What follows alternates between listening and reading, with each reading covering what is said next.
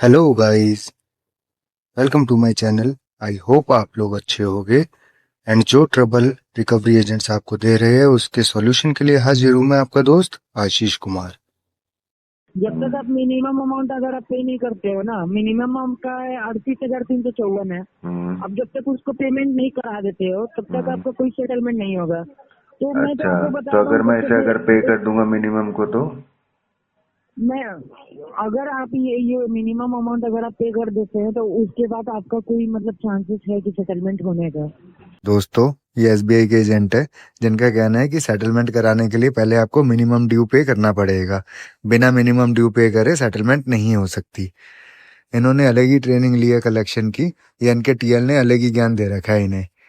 And दोस्तों, इस audio में दो कॉल्स को मर्ज किया है एंड बहुत बढ़िया बातें हुई है दोनों में। तो आइए पहले सुनते हैं, फिर आगे की डिस्कशन करेंगे। हेलो। हेलो। हेलो। हाँ, मनन खून से बात कर रहे हो? हाँ जी। मनन जी, आईडीएफसी बैंक के बिहार से बात कर रही हूँ, खुशबू। आपका आईडीएफसी बैंक का क्रेडिट कार्ड का पेमेंट बाकी है, इस पर पैसा भरा नहीं है। आईडीएफसी। ओके, खुशबू जी कितनी डीपीडी है इसकी?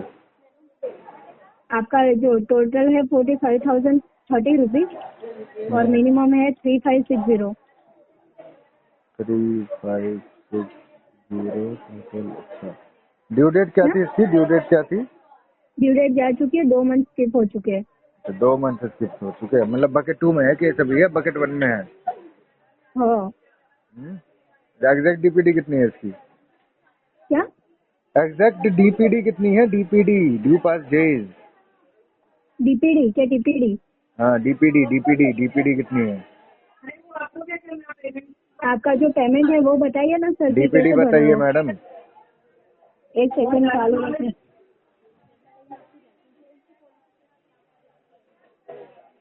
हेलो। जी, हाँ, 45,030 रुपए आपका है टोटल। डीपीडी पूछ रहा हूँ मैडम, डीपीडी बताइए। जो पीछे से बोल रही है उसी को फोन दे दो, उसको बोलो तू ही बात कर ले। हेलो।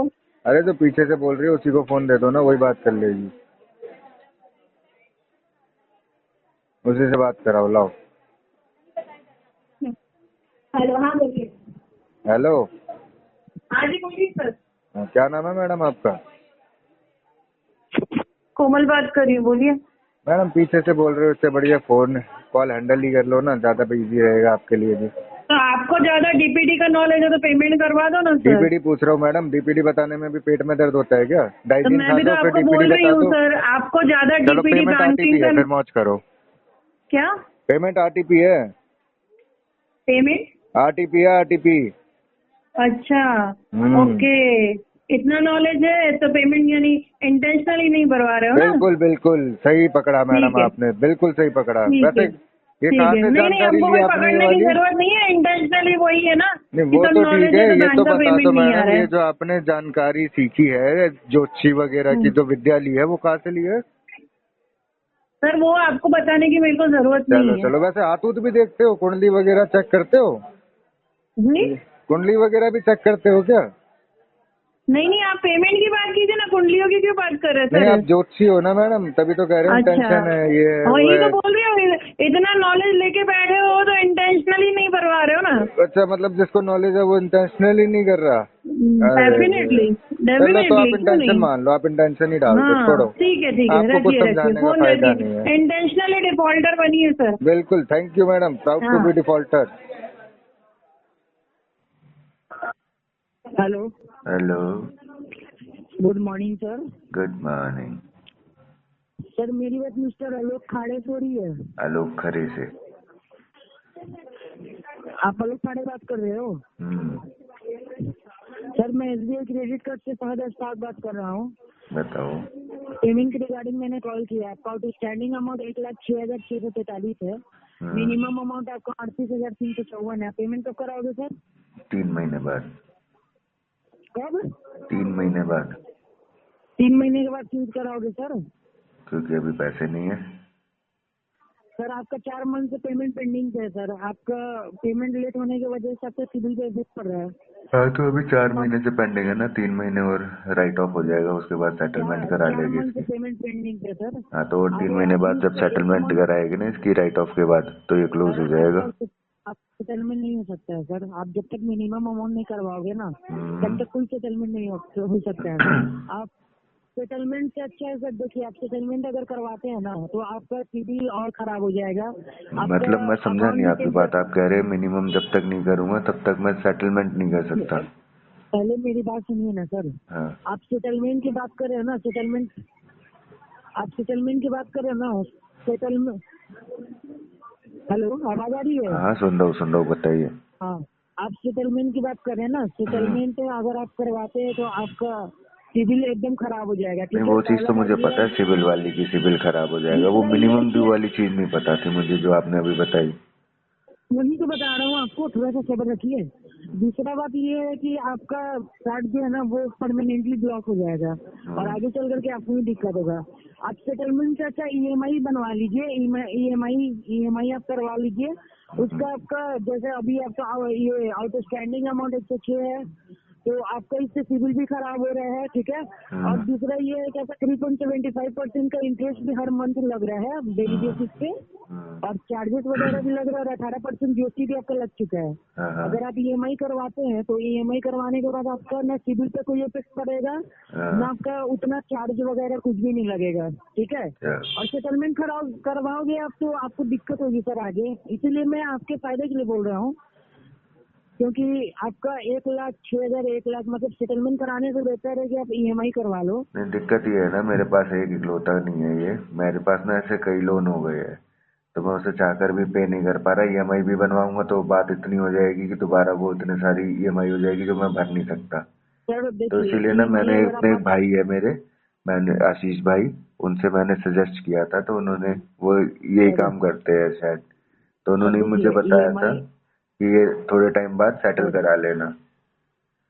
सर सुनिए, ईएमआई अगर आप बनवाते हैं ना तो आपको जो अभी इंटरेस्ट लग रहा है ना एक बात मैं 3.75% वही का। बता रहा हूँ ना सर, ईएमआई मैं कर ही नहीं सकता ना, 10 मेरे लोन है ऐसे, 10 की ईएमआई इतनी ज्यादा हो जाएगी कि मैं भर ही नहीं सकता उसे।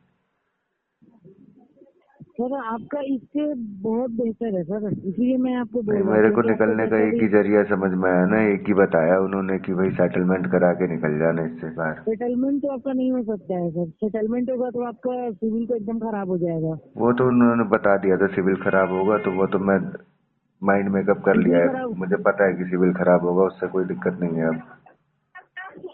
सिविल आपका खराब होगा, इंटरेस्ट भी तो आपका बढ़ रहा है, प्लस आपका टेम्परेरी मतलब परमानेंटली कार्ड भी ब्लॉक हो वो जाएगा। तो ये सेटलमेंट आपको कराऊंगा बहुत तो कार्ड बड़ा। बंद ही हो जाएगा, वो तो पता ही है मुझे।